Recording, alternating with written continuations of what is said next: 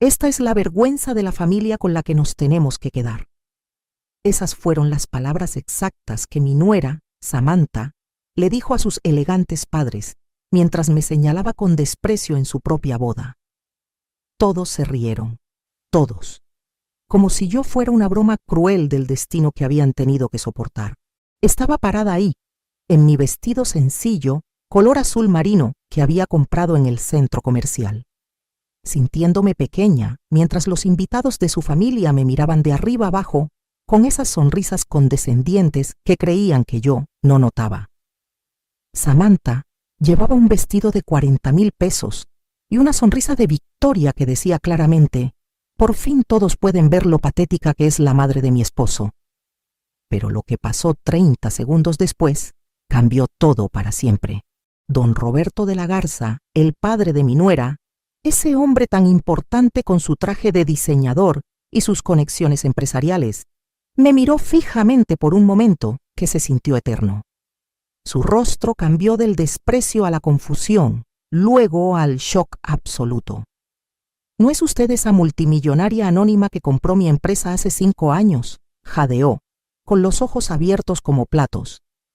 El silencio que siguió fue tan denso que se podría haber cortado con un cuchillo. La sonrisa de superioridad se desvaneció del rostro de Samantha, como si alguien hubiera apagado una luz. Sus padres me miraron como si hubieran visto un fantasma. ¿Y yo? Yo simplemente sonreí, porque después de años de mantenerme en las sombras, de permitir que mi hijo creciera sin saber la verdad sobre nuestra fortuna, de soportar las miradas de lástima y los comentarios despectivos de esta familia que se creía superior, había llegado el momento de que todos supieran exactamente con quién estaban tratando. Lo que mi querida nuera no sabía era que yo no solo tenía el poder de destruir su perfecta fachada de grandeza, sino que llevaba meses preparándome para este momento exacto. Sigue mi historia hasta el final y comenta la ciudad desde donde me estás viendo para saber qué tan lejos ha llegado mi relato. Porque lo que pasó después de esa revelación en la boda fue solo el comienzo de la lección más cara que esta familia jamás había recibido. Mi nombre es Margarita del Rocío Solís. Tengo 68 años y durante 45 años he llevado el secreto más grande de mi vida. Nací en una familia humilde de Guadalajara. Mi padre era carpintero y mi madre vendía tamales en el mercado de San Juan de Dios. Desde niña aprendí que el dinero no se desperdicia, que cada peso tiene valor y que el trabajo honesto es la única forma de salir adelante. Valores que, irónicamente, mi nuera considera de clase baja. Conocí a mi esposo Tomás cuando tenía 22 años. Él era un ingeniero brillante, pero como yo, venía de familia trabajadora. Nos casamos con lo poco que teníamos, una ceremonia sencilla en la parroquia del barrio, un vestido prestado de mi hermana y una fiesta en el patio de la casa de mis padres. Pero teníamos algo que el dinero no puede comprar: amor verdadero y sueños compartidos. Tomás tenía una mente prodigiosa para los negocios. En los años 80, cuando nadie entendía todavía el poder de la tecnología, él ya estaba invirtiendo en pequeñas empresas de computación y telecomunicaciones. Margarita, me decía mientras trabajaba hasta altas horas, algún día estas pequeñas inversiones van a cambiar nuestras vidas. Y tenía razón. Para cuando nació nuestro hijo David, en 1985, ya habíamos multiplicado nuestros ahorros varias veces. Pero Tomás era un hombre sabio. Nunca debemos mostrar nuestra riqueza, me repetía constantemente. David debe crecer conociendo el valor del esfuerzo, no la facilidad del dinero heredado. Así que vivimos una vida modesta en apariencia. Una casa sencilla en una colonia de clase media, un auto usado, ropa del mercado. Pero en secreto, nuestro portafolio de inversiones crecía exponencialmente. Cuando Tomás murió hace 10 años, me dejó no solo con el corazón roto, sino con una fortuna que ni yo misma sabía cómo manejar. Fueron los años más duros de mi vida. Aprender a navegar el mundo financiero siendo una viuda de 58 años no fue fácil. Pero Tomás me había enseñado bien. Y yo tenía algo que muchos inversionistas no tienen: paciencia y intuición. Seguí sus estrategias. Invertí en empresas en problemas que otros habían abandonado. Compré propiedades cuando nadie las quería. Y siempre mantuve el anonimato. Mis abogados manejaban las transacciones. Mis contadores mantenían todo en orden. Pero nadie sabía que detrás de Inversiones RST, las iniciales de Rocío Solís de Torres, estaba una abuelita que hacía sus propios tamales los domingos. David creció pensando que éramos una familia de clase media trabajadora. Le pagué la universidad con ahorros, le ayudé con su primer auto con lo poco que había dejado su papá, y cuando quiso independizarse, le presté el enganche para su departamento. Él jamás sospechó que cada peso venía de una cuenta con 8 cifras. ¿Por qué mantuve el secreto tanto tiempo? Porque quería que mi hijo fuera un hombre de valor, no un niño rico malcriado. Quería que aprendiera a trabajar, a esforzarse, a valorar las cosas, y funcionó. David se convirtió en un arquitecto exitoso, responsable, trabajador, con principios sólidos. Hasta que conoció a Samantha de la Garza. La primera vez que me la presentó, hace 3 años, supe inmediatamente que algo no estaba bien. Era demasiado perfecta, demasiado interesada en conocer todos los detalles de nuestra familia. Hacía preguntas extrañas sobre propiedades, inversiones, seguros de vida.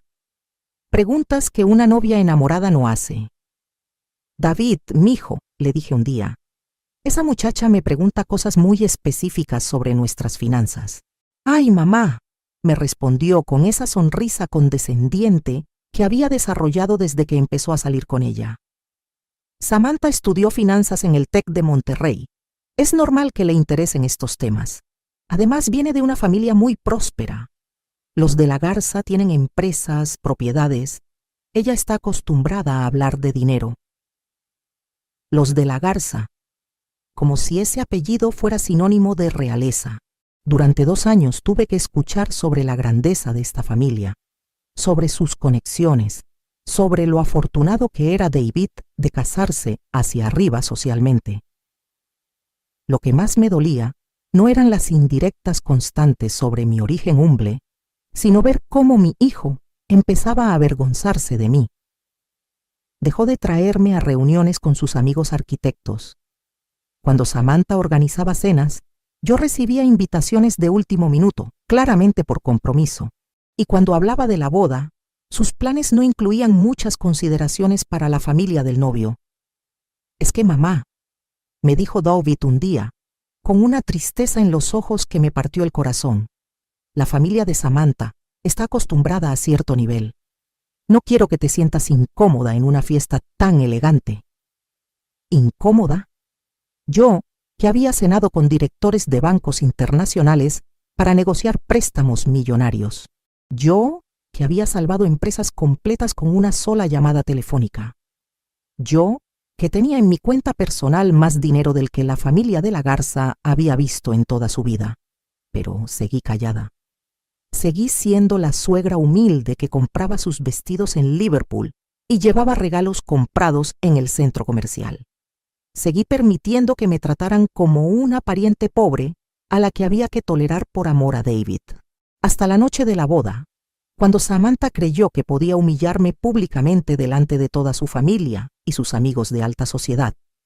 Esa noche, cuando don Roberto de la Garza me reconoció como la mujer que había salvado su empresa de la bancarrota 5 años atrás, supe que había llegado el momento de que todos conocieran la verdad. Porque lo que ellos no sabían era que yo no solo tenía dinero, tenía información, tenía poder y tenía una paciencia de 40 años esperando el momento perfecto para usarlos. Después del reconocimiento de don Roberto en la boda, todo cambió de forma dramática, pero no como yo esperaba. En lugar de disculparse o mostrar respeto, Samantha y su familia se volvieron más calculadores, más peligrosos.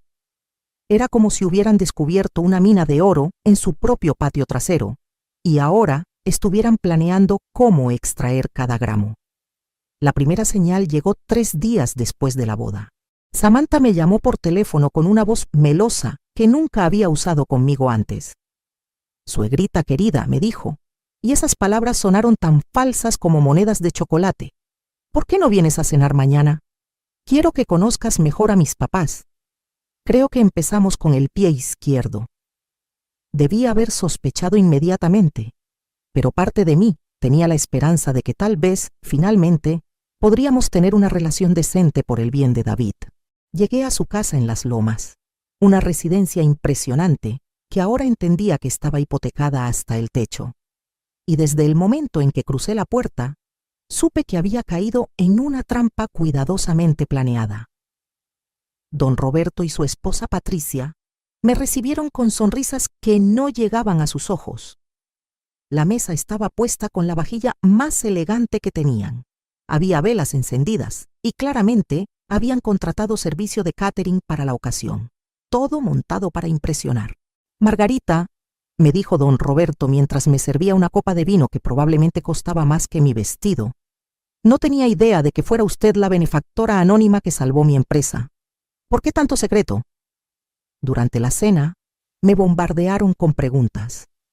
Querían saber sobre mis inversiones, mis propiedades, mis estrategias financieras. Samantha tomaba notas discretamente en su teléfono, pretendiendo que estaba respondiendo mensajes. Es fascinante, decía Patricia, una mujer de su experiencia, manejando tantos recursos. ¿No le parece muy complicado?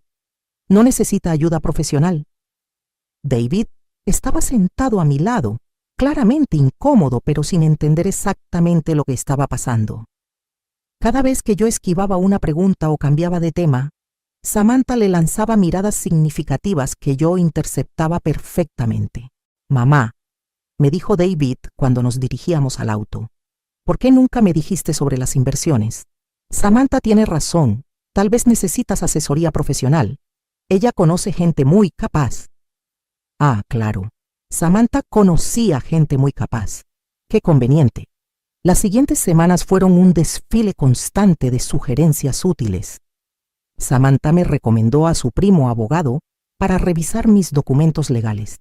Me trajo folletos de asesores financieros de confianza que casualmente eran amigos de la familia.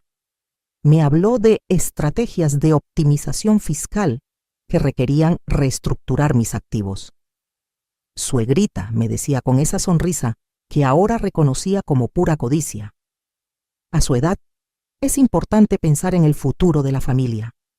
David y yo queremos asegurar que todo esté en orden para las próximas generaciones. ¿Las próximas generaciones? Mi hijo tenía 38 años y llevaban casados 2 meses. Pero lo que más me alarmó fue cómo David empezó a cambiar. De repente, mi hijo trabajador y humilde comenzó a hacer comentarios sobre optimizar los recursos familiares y pensar estratégicamente sobre el patrimonio. Mamá, me dijo una tarde cuando vine a visitarlos, Samantha me ha abierto los ojos sobre muchas cosas. No es justo que tú cargues sola con toda esa responsabilidad financiera. Deberías dejarnos ayudarte. ¿Ayudarme? ¿A mí, que había convertido los ahorros de un carpintero en un imperio financiero? Una noche, decidí hacer una prueba. Les dije que estaba considerando hacer una donación importante a una fundación de niños con cáncer. La reacción fue inmediata y reveladora. ¿Una donación? Saltó Samantha, con los ojos casi saliéndosele de las órbitas. ¿No crees que eso es un poco precipitado? Digo, sin una planeación fiscal adecuada, podrías perder beneficios importantes.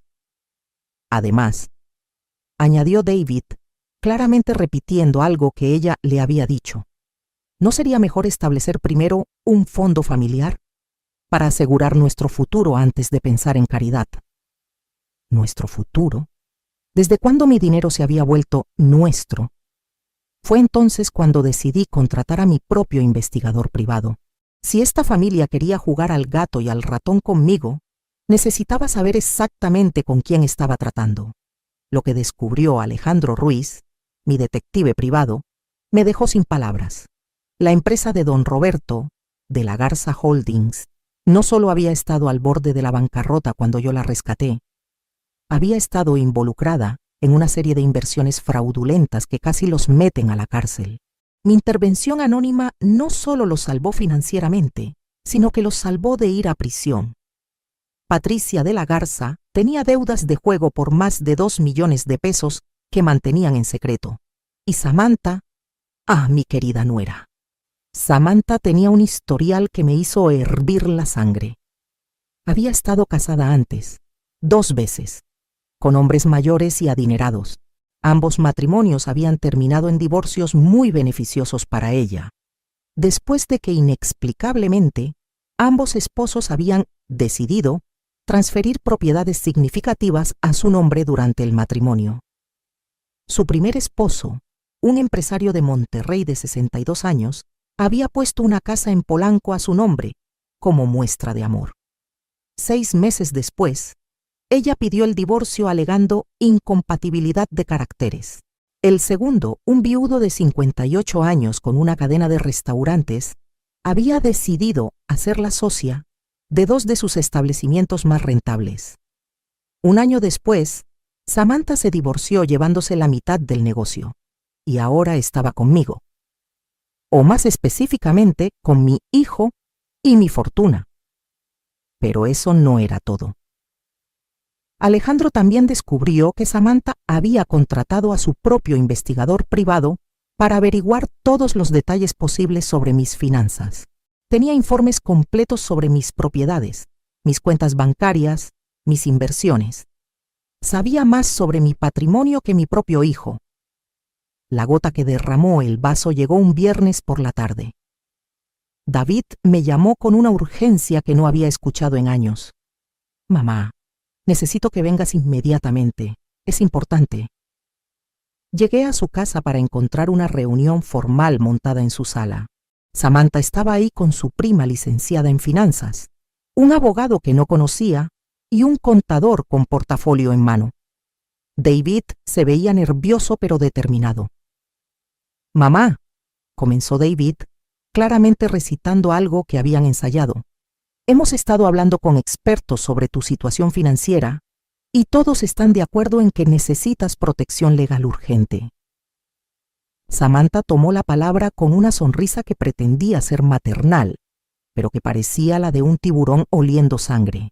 Suegrita querida, a su edad, con esa cantidad de activos, está en una posición muy vulnerable.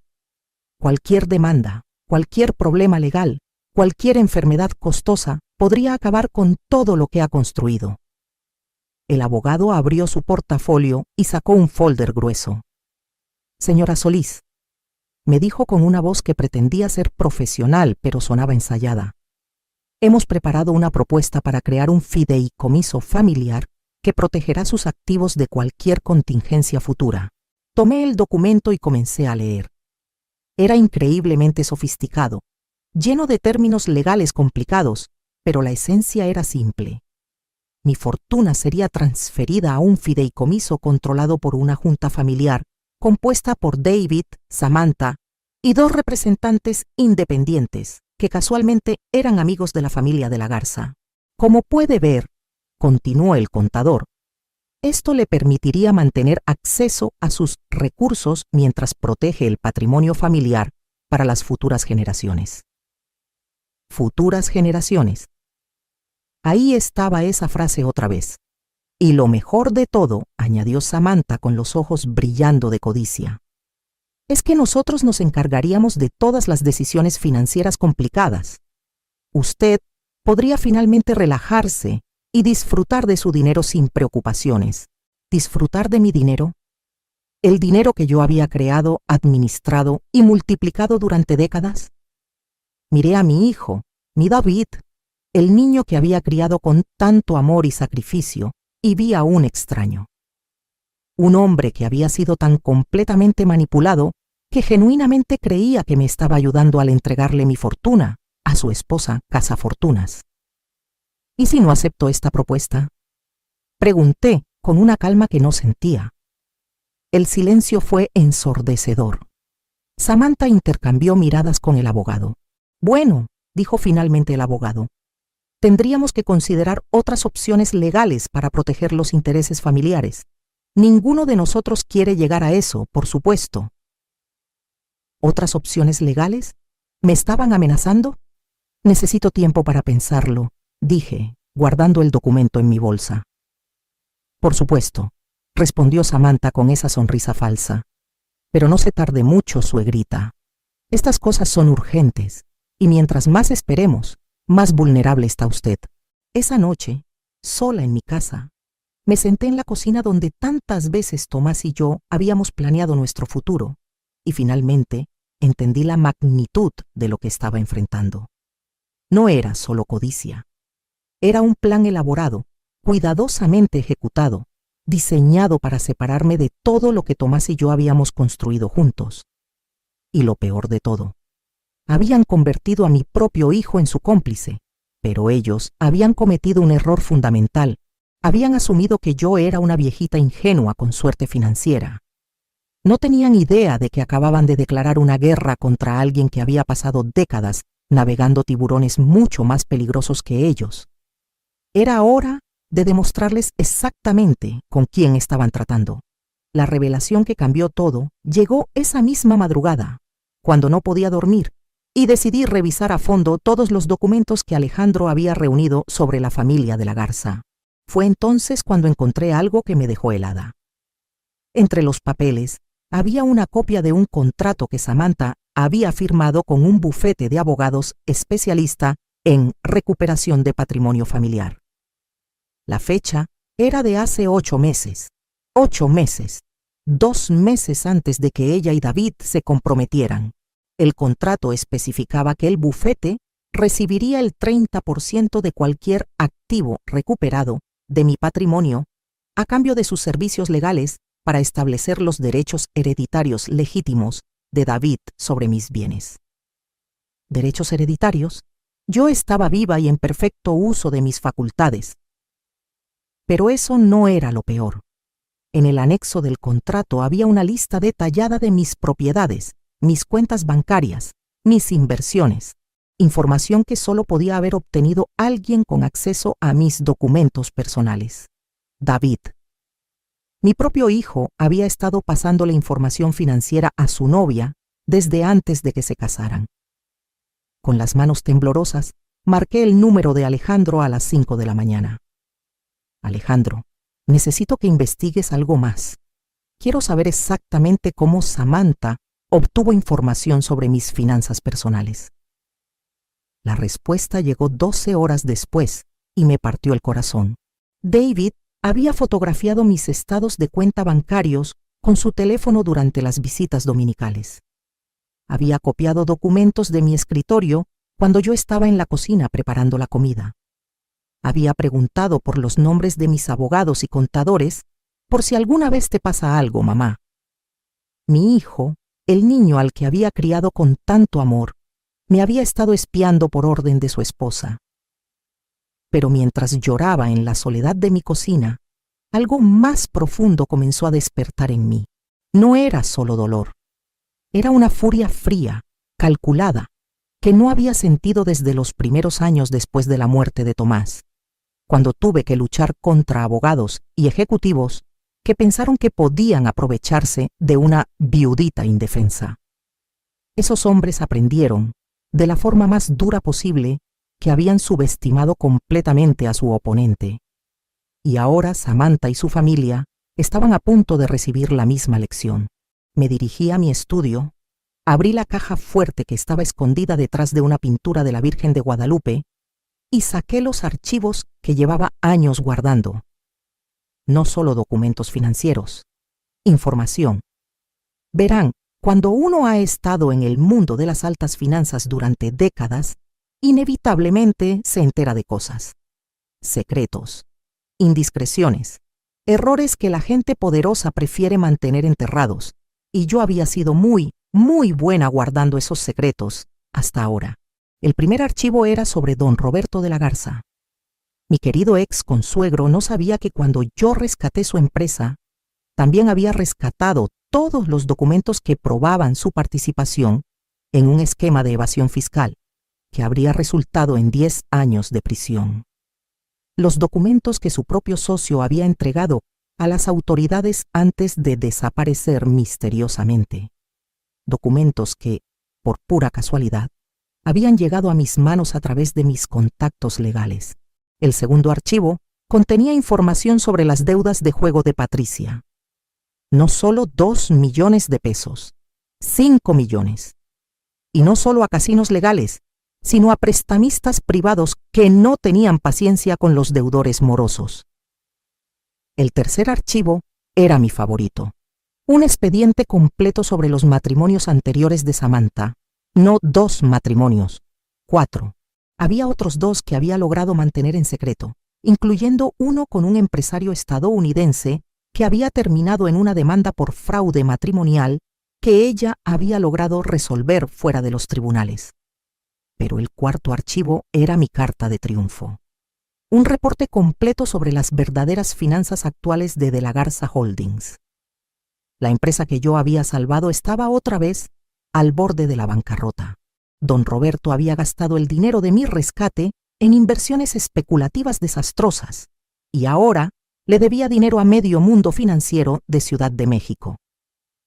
La familia de la Garza no era próspera. Era una casa de cartas a punto de colapsar, mantenida en pie únicamente por apariencias y deudas. Y ahora entendía perfectamente por qué Samantha había elegido a David. No era por amor, era porque había identificado el blanco perfecto. Un hombre trabajador y honesto con una madre que parecía tener dinero, pero que vivía modestamente. Una víctima ideal que no sospecharía sus verdaderas intenciones. Pero había algo más. Algo que cambió mi estrategia completamente. Entre los papeles que Alejandro había obtenido, encontré una grabación de audio de una conversación entre Samantha y su prima abogada. Una conversación que había tenido lugar en un restaurante 3 días después de la boda. La puse en mi computadora y presioné play. La voz de Samantha sonaba triunfal, casi eufórica. «¿Ya viste cómo se puso la vieja cuando le presentamos la propuesta del fideicomiso? Se ve que no tiene ni idea de cómo funcionan estas cosas». «¿Y si no acepta?», preguntó la prima. «Va a aceptar. David ya está completamente de nuestro lado. Si ella se resiste, simplemente presentamos una demanda alegando que su edad la hace incapaz de manejar esa cantidad de dinero. Con los reportes psicológicos correctos, un juez le quitará el control de sus finanzas y se lo dará a David como su familiar más cercano. ¿Y si no resulta?». Samantha se rió, una risa fría que me hizo temblar de furia. «Prima querida, esa mujer es una pueblerina que tuvo suerte con unas inversiones. No tiene ni idea de cómo pelear una batalla legal real contra gente que sabe moverse en estos círculos. Para cuando se dé cuenta de lo que está pasando, ya vamos a tener todo su dinero». Paré la grabación, incapaz de manejar mi dinero por mi edad. Pueblerina con suerte. No sabía pelear una batalla legal real. Me levanté de mi silla, caminé hasta la ventana que daba a mi modesto jardín y por primera vez en meses sonreí genuinamente.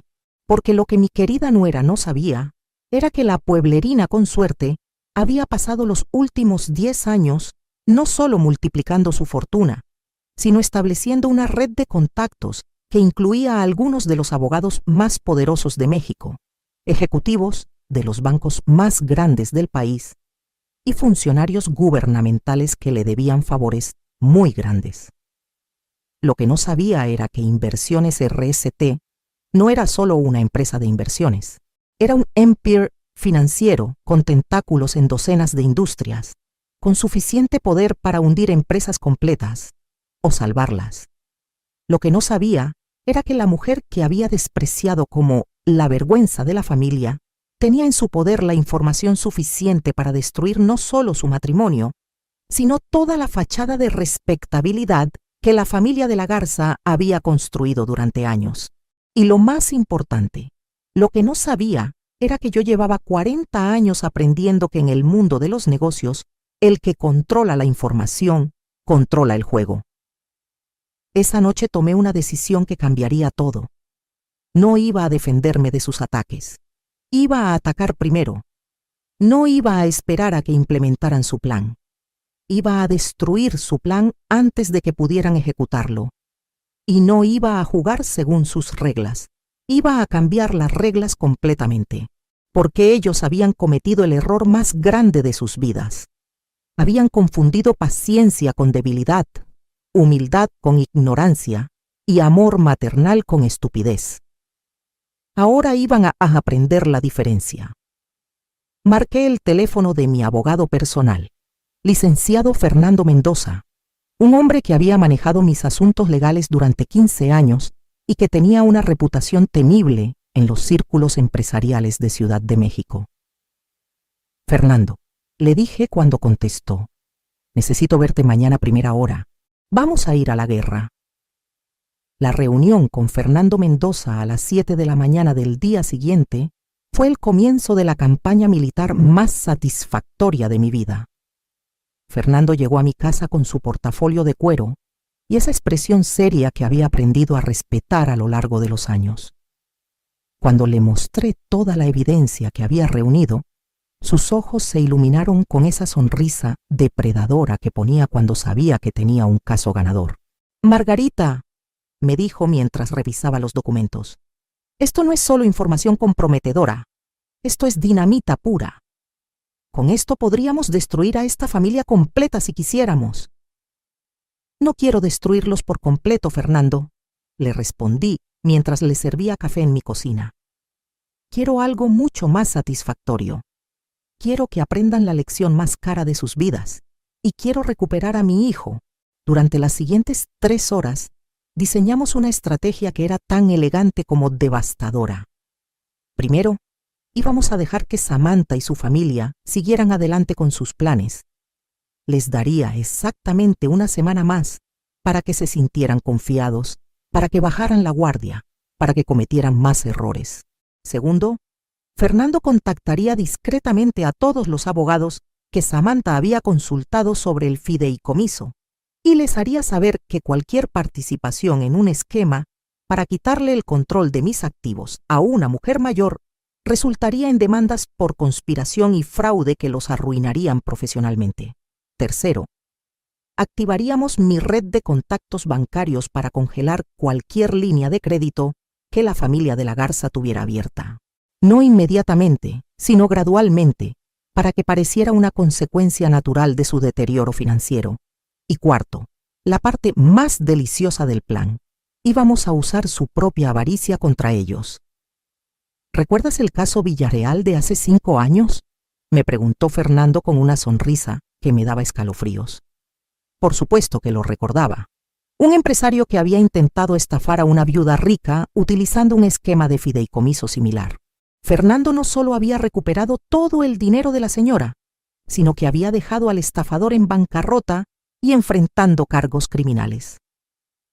«Vamos a usar exactamente la misma estrategia», continuó Fernando, «pero esta vez tú vas a ser el cebo». El plan era diabólicamente simple. Yo iba a fingir que estaba considerando seriamente la propuesta del fideicomiso, pero que necesitaba hacer una última inversión grande antes de transferir mis activos. Les diría que había encontrado una oportunidad de comprar una empresa Petroleum en crisis por 50 millones de pesos y que necesitaba liquidez inmediata. Sabiendo lo codiciosos que eran, Samantha y su familia obviamente querrían participar en esa oportunidad dorada, especialmente cuando yo revelara que la empresa estaba a punto de firmar un contrato gubernamental que multiplicaría su valor por 10. Por supuesto, esa empresa era completamente ficticia, pero para cuando se dieran cuenta, ya habríamos documentado completamente sus intenciones fraudulentas y su participación en el esquema para robar mi patrimonio. Es arriesgado, admitió Fernando, porque implica que ellos inviertan dinero real en algo inexistente. Fernando, le dije mientras guardábamos los documentos, ellos están planeando robarme $50 millones usando a mi propio hijo como herramienta. Un poco de riesgo financiero es lo mínimo que se merecen. Esa misma tarde comencé mi actuación. Llamé a David con una voz que sonaba preocupada y confundida. «Mijito, he estado pensando en lo que me dijeron el otro día sobre el fideicomiso. tal vez Samantha tiene razón. Tal vez sí necesito ayuda para manejar todo esto. Podía escuchar la satisfacción en su voz cuando me respondió. Ay, mamá, me da mucho gusto escuchar eso. Samantha va a estar tan feliz. ¿Quieres que vengas mañana para hablar con los abogados otra vez? Sí, pero antes necesito hacer algo. Apareció una oportunidad de inversión increíble y creo que debería aprovecharla antes de transferir todo al fideicomiso. ¿Qué tipo de oportunidad? Perfecto. El anzuelo estaba puesto. Una empresa petrolera en Tabasco. Está en crisis por problemas de liquidez, pero tiene contratos gubernamentales garantizados. Puedo comprarla por 50 millones y en 6 meses va a valer 500 millones. Silencio. Podía casi escuchar los engranajes girando en su cabeza. Eso suena muy bueno, mamá, pero ¿estás segura? Es mucho dinero. Por eso necesito consejo, mijito. ¿Crees que Samantha podría ayudarme a evaluar si es una buena inversión? Por supuesto que podría. Al día siguiente, llegué a su casa cargando una carpeta llena de documentos falsos que Fernando y yo habíamos preparado meticulosamente. Estados financieros de la empresa ficticia, contratos gubernamentales falsificados, proyecciones de ganancias, todo perfectamente elaborado para parecer la oportunidad de inversión más atractiva del mundo. Samantha estaba prácticamente babeando mientras revisaba los papeles. Suegrita, esto es increíble, me dijo, con los ojos brillando de codicia. Esta empresa va a ser una mina de oro. ¿Estás segura de que puede conseguir el precio que dice? El dueño necesita efectivo urgentemente para pagar unas deudas, expliqué, siguiendo el guión que había ensayado. Es por eso que está vendiendo tan barato. Y dice que necesita los 50 millones completos. Sí, pero... Hice una pausa dramática. El problema es que toda mi liquidez está en inversiones a largo plazo. Necesitaría liquidar varias cuentas, y eso toma tiempo. El vendedor me está presionando para cerrar el trato esta semana. Samantha intercambió miradas significativas con David. ¿Qué pasaría si nosotros pudiéramos ayudarle con parte del dinero? Preguntó David, claramente siguiendo una conversación que ya habían tenido en privado. ¿Ustedes tienen ese tipo de dinero?, pregunté fingiendo sorpresa. Bueno, dijo Samantha, podríamos conseguir un préstamo usando algunas propiedades de la familia como garantía. Si la inversión es tan segura como parece, podríamos recuperarlo todo en 6 meses y además ganar una fortuna. Perfecto. Estaban cayendo exactamente en la trampa. No sé, dije fingiendo dudas. Es mucho pedir, ¿y si algo sale mal? Nada va a salir mal, insistió Samantha. Los números son demasiado claros. Esta es la oportunidad de nuestras vidas. Durante las siguientes 2 horas, negociamos los términos. Ellos pondrían 20 millones de pesos, prácticamente todo lo que podían conseguir hipotecando sus propiedades. Y yo pondría los 30 millones restantes. Las ganancias se dividirían proporcionalmente. Para hacer el trato más atractivo, yo acepto hacer la inversión a nombre de una sociedad que incluiría a David como socio principal. De esa forma, él tendría control legal sobre los activos. Y cuando implementáramos el fideicomiso familiar, esta nueva empresa quedaría automáticamente bajo el control de la junta familiar. Era diabólico. No solo les estaba haciendo creer que iban a ganar una fortuna, sino que les estaba dando la impresión de que habían encontrado una forma de tomar control de mis otros activos sin esperar. Necesitamos actuar rápido, les dije, mientras recogía los documentos falsos. El vendedor me dio hasta el viernes para dar una respuesta definitiva. Esa noche David me llamó 3 veces para confirmar detalles sobre la inversión. Samantha me mandó mensajes preguntando si necesitaba ayuda para acelerar los trámites bancarios. Don Roberto apareció en mi casa sin avisar para ofrecer sus servicios de consultoría empresarial. Era hermoso verlos tan desesperados por participar en su propia destrucción. El jueves por la mañana recibí la llamada que estaba esperando. «Suegrita», me dijo Samantha con una voz que trataba de sonar casual pero que destilaba ansiedad. David y yo hemos estado hablando y queremos confirmar nuestra participación en la inversión petrolera. ¿Están seguros? Es mucho dinero. Completamente seguros. De hecho, mis papás también quieren participar. Podrían poner otros 10 millones.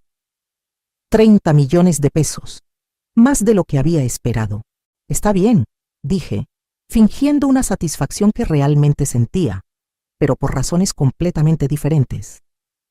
Entonces cerramos el trato mañana por la mañana. Esa noche Fernando y yo ultimamos los detalles finales de la operación. Habíamos coordinado con la Comisión Nacional Bancaria y de Valores para que estuvieran presentes durante la transacción como parte de una investigación más amplia sobre fraude financiero. Teníamos cámaras ocultas instaladas en la oficina donde se suponía que se realizaría el intercambio de dinero. Y teníamos copias de todas las comunicaciones que habían tenido Samantha y su familia planeando cómo usar esta inversión para tomar control de mi patrimonio. Mañana por la mañana, me dijo Fernando mientras revisábamos todo por última vez. No solo van a perder todo el dinero que están invirtiendo, van a quedar documentados como participantes en un esquema de fraude, van a enfrentar investigaciones bancarias que van a revelar todas sus deudas ocultas y van a descubrir que la mujer a la que pensaron engañar tiene suficiente poder para arruinar sus vidas por completo. ¿Y David? Pregunté, porque a pesar de todo seguía siendo mi hijo. David va a ver exactamente qué tipo de mujer se casó y exactamente qué tipo de familia política lo estaba usando. Cuando todo salga a la luz, va a entender que tú no eras el problema, ella lo era. Esa noche no pude dormir, pero no era por nervios, era por la anticipación. Después de meses de humillaciones, de manipulaciones, de ver a mi hijo ser convertido en una herramienta contra mí, finalmente había llegado el momento de mostrarles a todos exactamente con quién estaban tratando. Margarita del Rocío Solís no era una viejita ingenua con suerte financiera.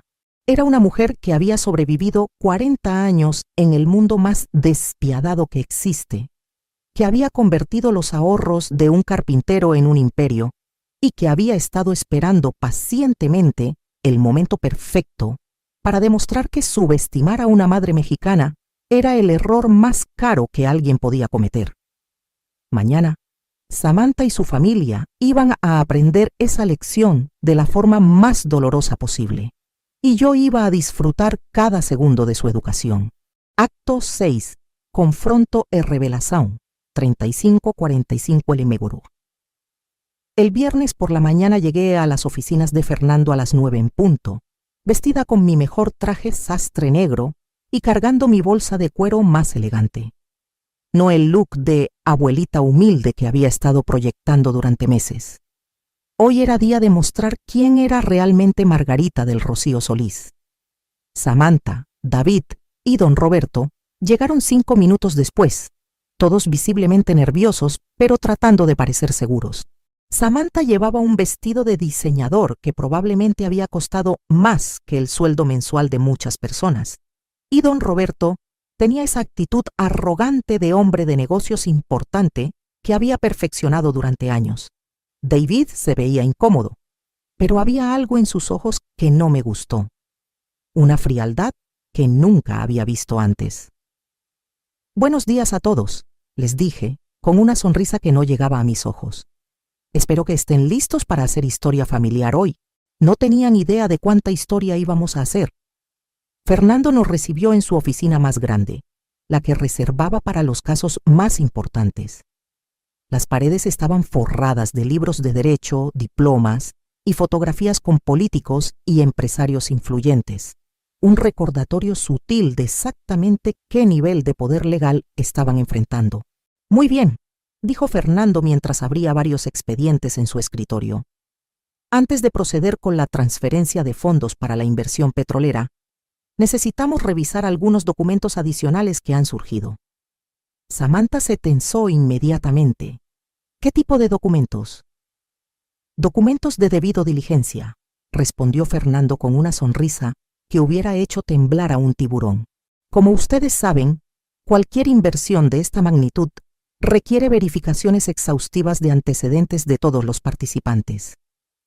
sacó el primer expediente y lo colocó frente a Samantha. Señora de la Garza, ¿podría explicarnos por qué omitió mencionar sus 2 matrimonios anteriores en los documentos de participación? El color se desvaneció del rostro de Samantha. Esos matrimonios no tienen relevancia para esta transacción. ¿No? Fernando abrió el expediente y comenzó a leer. Matrimonio con Rodrigo Hernández Vega, empresario de Monterrey, duración 1 año y 3 meses. Resultado: transferencia de propiedades por valor de 8 millones de pesos a nombre de la señora de la Garza 1 semana antes de la demanda de divorcio. David miró a su esposa con incredulidad. Samantha, ¿de qué está hablando? Matrimonio con Antonio Salinas Ochoa, continuó Fernando implacablemente. Empresario gastronómico, duración 1 año y 8 meses. Resultado: transferencia de participación societaria en 2 restaurantes por valor de 12 millones de pesos, también 1 semana antes del divorcio. Eso es información privada, balbuceó Samantha. ¿Información privada? Esta vez hablé yo, levantándome de mi silla. Como la información privada que tú obtuviste sobre mis finanzas fotografiando mis documentos bancarios sin mi permiso. El silencio en la habitación era ensordecedor. Fernando sacó el segundo expediente. O tal vez quiere explicarnos este contrato que firmó hace 8 meses con el bufete Márquez y asociados para recuperar patrimonio familiar de la señora Solís, especificando una comisión del 30% sobre cualquier activo obtenido. David se puso pálido. ¿Qué contrato? Mamá, ¿de qué están hablando? Habla del contrato que tu esposa firmó para robarnos, David. Mi voz resonó en la oficina con una fuerza que había mantenido contenida durante meses. El contrato que firmó 2 meses antes de que ustedes se comprometieran. Samantha se puso de pie bruscamente. Esto es ridículo, no tenemos que escuchar estas acusaciones. Oh, pero sí tienen que escuchar, dijo Fernando con una sonrisa diabólica. Especialmente porque hay más. Sacó una pequeña grabadora digital y la puso en el centro del escritorio. Esta es una grabación de una conversación que usted tuvo con su prima licenciada hace exactamente 1 semana. Presionó play y la voz de Samantha llenó la habitación. Ya viste cómo se puso la vieja cuando le presentamos la propuesta del fideicomiso. Se ve que no tiene ni idea de cómo funcionan estas cosas. Los ojos de David se abrieron con horror mientras escuchaba la voz de su esposa continuar. David ya está completamente de nuestro lado. Si ella se resiste, simplemente presentamos una demanda alegando que su edad la hace incapaz de manejar esa cantidad de dinero. Prima querida, esa mujer es una pueblerina que tuvo suerte con unas inversiones. No tiene ni idea de cómo pelear una batalla legal real contra gente que sabe moverse en estos círculos. Paré la grabación. El silencio que siguió fue devastador. David me miró con lágrimas en los ojos. Mamá, yo no sabía. ¿No sabías qué, David? Mi voz estaba cargada de dolor y decepción. ¿No sabías que tu esposa había investigado mis finanzas antes de casarse contigo? ¿No sabías que había contratado abogados para quitarme el control de mi dinero? ¿O no sabías que llevaba meses llamándome vieja pueblerina a mis espaldas? Don Roberto finalmente encontró su voz. Esto debe ser un malentendido. ¿Un malentendido? Me reí, pero no había humor en mi risa, como el malentendido sobre el estado financiero real de su empresa. Fernando sacó otro expediente, este más grueso que los anteriores. Don Roberto, ¿le gustaría explicarles a su hija y su yerno por qué De la Garza Holdings tiene deudas por 45 millones de pesos que han mantenido en secreto? La cara de don Roberto se desplomó.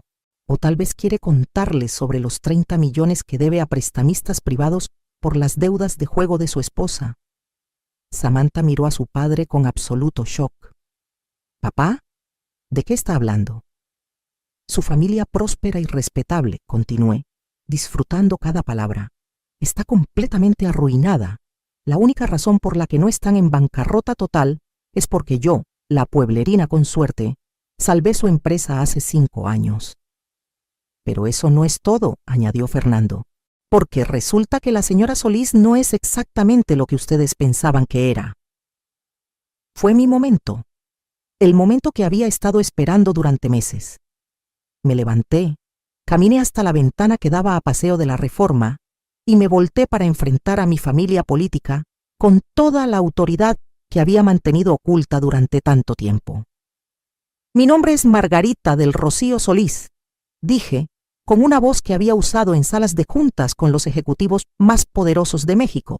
Soy la presidenta y accionista mayoritaria de Inversiones RST, que controla un portafolio de inversiones valorado en $450 millones. Samantha se desplomó en su silla. Soy propietaria de 18 empresas en 6 estados de la República, incluyendo la cadena hotelera que salvó a su empresa de la bancarrota, Don Roberto. Don Roberto abrió la boca, pero no salió ningún sonido. Tengo contactos directos con 3 secretarios de Estado, el director general de Nacional Financiera y los presidentes de los 5 bancos más grandes del país. David me miraba como si me estuviera viendo por primera vez en su vida. Y durante los últimos 40 años, he estado navegando tiburones financieros que hacen que ustedes parezcan pececitos en una pecera. Me acerqué a Samantha, que estaba temblando visiblemente. Así que cuando tú, mi querida nuera, decidiste llamarme la vergüenza de la familia y planear robarme todo por lo que he trabajado durante décadas, cometiste el error más caro de tu vida. Fernando volvió a tomar la palabra. Lo que nos lleva al asunto de la inversión petrolera. Samantha se enderezó bruscamente. ¿Qué pasa con la inversión? Fernando sonrió. No existe. El silencio fue absoluto. La empresa Petróleos del Sureste es completamente ficticia. Los contratos gubernamentales son falsos. Los documentos financieros son fabricados. Todo fue creado específicamente para documentar sus intenciones de participar en un esquema fraudulento. ¿Qué? Don Roberto se puso de pie tambaleándose. ¿Quiere decir que los 30 millones que reunimos, los 30 millones que ustedes reunieron hipotecando todas sus propiedades reales, confirmé con satisfacción, están ahora en una cuenta controlada por la Comisión Nacional Bancaria y de Valores, como evidencia en una investigación por fraude financiero? Samantha gritó, literalmente gritó, «Esto es ilegal, no pueden hacer esto». ¿Ilegal? Fernando se rió. Ustedes intentaron estafar a una mujer mayor usando documentos falsificados, amenazas legales y manipulación psicológica. Nosotros simplemente documentamos sus crímenes usando exactamente las mismas tácticas. David finalmente encontró su voz. «Mamá, ¿cómo pudiste hacerme esto a mí?» Me volteé hacia mi hijo y por primera vez en meses le hablé con toda la honestidad que había estado conteniendo. ¿Cómo pude hacerte qué, David? ¿Proteger mi patrimonio de una mujer que se casó contigo únicamente por dinero? ¿Salvar tu futuro de una familia de estafadores que te estaban usando como herramienta? Pero yo no sabía nada de esto, porque no quisiste ver nada. Mi voz se quebró con el dolor de meses de traición. Fotografiaste mis documentos bancarios para dárselos a ella. Me espiaste en mi propia casa. Participaste en reuniones para quitarme el control de mis finanzas. Todo porque ella te convenció de que yo era una carga, un estorbo, una vieja que no sabía cuidar su dinero. David se desplomó en su silla, finalmente entendiendo la magnitud de lo que había pasado. Fernando cerró el último expediente. Aquí están sus opciones, dijo dirigiéndose a Samantha y don Roberto. Pueden enfrentar cargos criminales por intento de fraude, conspiración y elder abuse, que resultan en prisión y la pérdida completa de todos sus activos restantes. Hizo una pausa para que asimilaran la información. O pueden aceptar el acuerdo que hemos preparado. Samantha levantó la cabeza. ¿Qué acuerdo? Divorcio inmediato de David, con renuncia completa a cualquier reclamación sobre activos matrimoniales. prohibición permanente de contacto con la familia Solís y reubicación fuera del Distrito Federal de manera permanente. A cambio, continué yo, sus deudas serán pagadas completamente, evitarán cargos criminales y recibirán 2 millones de pesos para empezar una nueva vida en otra ciudad. Samantha me miró con una mezcla de odio y desesperación. ¿Y si no acepto? Fernando sonrió una última vez. Entonces mañana por la mañana todos los medios financieros del país van a recibir un reporte completo sobre el esquema de fraude de la familia de la Garza, sus deudas ocultas y los antecedentes matrimoniales de la señora. Para el lunes no van a poder conseguir crédito ni en una tienda de la esquina. Don Roberto se derrumbó completamente. Acepto, susurró. Samantha lo miró con incredulidad, luego me miró a mí, y finalmente entendió que había perdido completamente. También acepto, dijo con la voz quebrada. David no dijo nada. Solo se quedó sentado, mirando al suelo, probablemente preguntándose cómo había llegado a ese momento. Perfecto, dijo Fernando. Los documentos estarán listos esta tarde. Mientras Samantha y don Roberto salían de la oficina como zombies, David se quedó atrás. Mamá, me dijo con lágrimas en los ojos, ¿me vas a perdonar algún día? Lo miré a los ojos, a mi hijo, el niño que había criado con tanto amor y que había estado tan cerca de perder para siempre. David, le dije con toda la ternura que tenía en el corazón, no hay nada que perdonar, solo hay una lección que aprender. ¿Cuál? Que el amor verdadero nunca necesita robar, solo necesita dar. 6 meses después de ese viernes que cambió todo, estoy sentada en la terraza de mi nueva casa en Polanco, disfrutando mi café matutino mientras leo las noticias financieras en mi iPad. La vista desde aquí es espectacular. Los árboles de Chapultepec se extienden hacia el horizonte y puedo ver el movimiento de la ciudad que tanto amo despertando a un nuevo día. Ya no vivo en la casita modesta de la colonia donde crié a David. Esa casa, llena de recuerdos hermosos pero también de años de fingir ser alguien que no era, la vendí a una familia joven que la necesitaba más que yo. Ahora vivo en una residencia que refleja exactamente quién soy. Una mujer exitosa, independiente, que ha trabajado durante décadas para llegar a donde está. Las consecuencias para Samantha y su familia fueron exactamente las que habíamos prometido.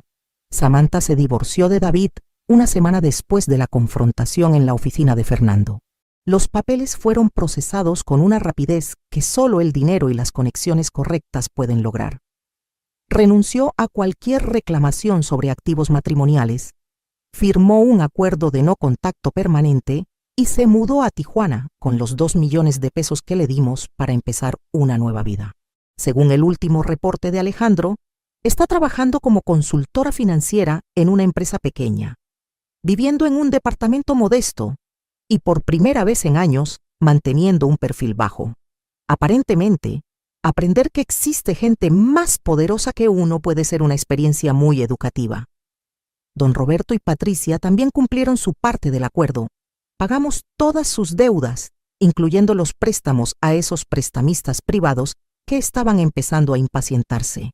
A cambio transfirieron las acciones restantes de la Garza Holdings a una de mis subsidiarias y se mudaron a Mérida, donde don Roberto ahora maneja una pequeña consultoría empresarial. Es gracioso cómo la humildad forzada puede cambiar a las personas. El último reporte que recibí decía que don Roberto había aprendido a vivir dentro de sus medios y que incluso había empezado a hacer trabajo de caridad con empresarios jóvenes que necesitan mentoría. Pero la transformación más importante, la que más me llena el corazón, fue la de David. Mi hijo pasó por lo que solo puedo describir como un despertar doloroso pero necesario. Durante las primeras semanas después del divorcio, estuvo devastado, no solo por haber perdido a su esposa, sino por darse cuenta de lo completamente que había sido manipulado, de lo cerca que había estado de perder a su madre, de lo fácil que había sido convertirlo en una herramienta contra la mujer que lo había criado y amado incondicionalmente. «Mamá», me dijo una tarde, 2 meses después de todo el drama cuando vino a visitarme a mi nueva casa. ¿Cómo pudiste perdonarme tan fácilmente? Estábamos sentados en esta misma terraza, compartiendo tamales que yo había hecho especialmente para él, como en los viejos tiempos. David, mijo, le respondí tomando su mano entre las mías. Tú no eras el villano en esta historia. Eras otra víctima. Samantha te manipuló tan expertamente como intentó manipularme a mí. La diferencia es que yo tenía 40 años de experiencia reconociendo ese tipo de manipulación y tú tenías 38 años de confiar en que las personas te amaban por quien eres, no por lo que tienes. Pero debía haber visto las señales, debía haber defendido. ¿Y cómo ibas a ver señales de algo que nunca habías experimentado? Samantha se especializaba en encontrar hombres buenos, honestos, trabajadores como tú, precisamente porque son los más fáciles de engañar. La bondad no es una debilidad, David. Es solo que necesitas aprender a protegerla mejor. Fue el comienzo de una conversación que duró varios meses, mientras David procesaba todo lo que había pasado y yo lo ayudaba a reconstruir su autoestima y su confianza en su propio juicio. También fue el comienzo de una relación completamente nueva entre nosotros. Por primera vez en la vida adulta de David, pude ser completamente honesta con él sobre quién era, qué había logrado y cuáles eran nuestras posibilidades reales como familia. Le mostré mi oficina en Santa Fe, donde manejo inversiones RST. Le presenté a mi equipo de directivos, contadores y abogados. Le expliqué cómo había construido el imperio financiero que había mantenido en secreto durante tantos años.